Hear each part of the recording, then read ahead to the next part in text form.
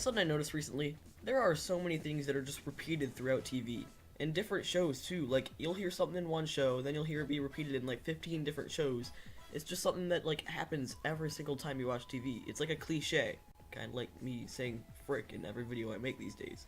I'm not saying TV's bad or anything, I'm just saying there are kind of things that I hear all the time and it gets a bit repetitive. So I'm going to be talking about the cliches that I see everywhere on TV.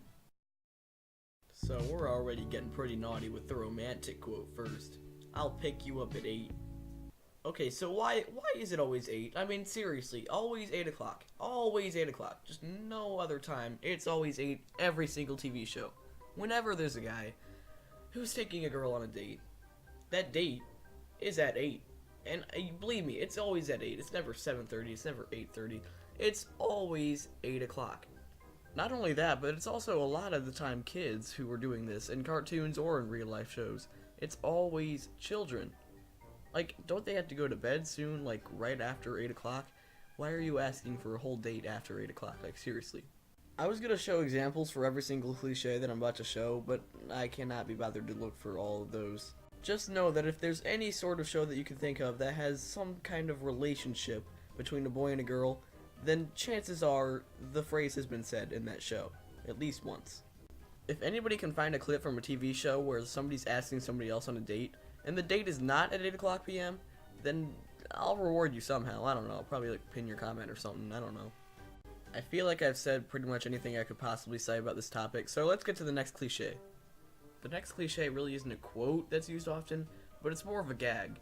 And believe me, it's a gag that makes me want to gag, I guess. This beautiful cliche is the cliche of cringy comparisons. This is a cliche where somebody tries to be funny by comparing something to something else that is usually completely unrelated yet still has some similar qualities. For example, if somebody with a long beard walks into a room, the other person will say, "Oh my gosh, you look like Gandalf after not shaving for a year." And then I go, "You shall not pass." Yeah, I'm sorry about that.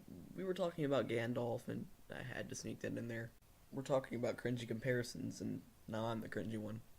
How cringy am I, one might ask? Well, let's ask the Cringey Comparisons how cringy I am. Hey, Cringey Comparisons, how cringy am I? Why, you're as cringy as Killer Keemstar on a unicycle, and that name, TheDerpySkull, isn't helping you out much either. Do you see this, guys? Cringy comparisons are not helping anyone. Again, I'm too lazy to find examples for any of these, but trust me, you'll find some as long as you watch TV. Another thing I can kinda pair with cringy comparisons is when people act like they're a mix between certain things that usually aren't mixed in any way. Let's take Unicycle Keemstar for an example. Somebody might say, "Oh my gosh, you look like a mix between a gnome and a unicycle."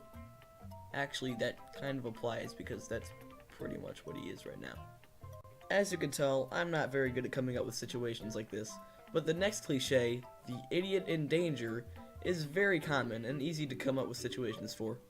There is honestly not much to say about this cliche other than the fact that it's basically where there's somebody who's in danger, mostly from something about to fall on them or hit them or something, and instead of running or calling for help, they just stand there screaming. That's it. They just stand there and scream. Once more, I do not have any examples to show you guys, but I'm pretty sure you've seen it at least 300 times if you've watched TV in your lifetime. Now this next cliche is kind of similar to the cringy comparisons. Hey, get it? Because I just compared this cliche to the cringy comparisons. This cliche is the forced reference, where basically the TV show references a different TV show or some character or something. It just references something else, and it's usually out of place. Take, for example, the abomination above my head. Do you see this? Force, because we're talking about forced references and I'm referencing Star Wars. That's a forced reference for you, except kind of different. TV shows, like I did, usually use other media as references, except not in text form, but usually in speech or in pictures. You know what? Now that I think about it, the forced reference basically is a cringy comparison. Let's rewind a bit. "Oh my gosh, you look like Gandalf after not shaving for a year." You see that right there? That was a forced reference, folks, except a little bit different still, because most of the time they don't flat out call the person Gandalf or whoever they look like. It's usually just represented visually. Honestly, the further I get into this video, the more I feel like I'm not making any sense when I describe these cliches. You see, the original plan was that I have all the examples that I was going to show you to the left of my head on the screen in this empty white space. But since my editing software, Windows Movie Maker, isn't capable of doing that, I didn't put any examples there, even though I still could have overlaid the examples if I wasn't lazy. Either way, I wasn't able to do that for this video because, again, I'm lazy, I just said that. The reason I'm bringing this up, however, is because I am upgrading my editing software to Sony Vegas Pro 14.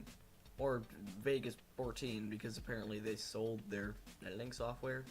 Frick knows why, but I upgraded. I didn't pay for it, obviously, I pirated it.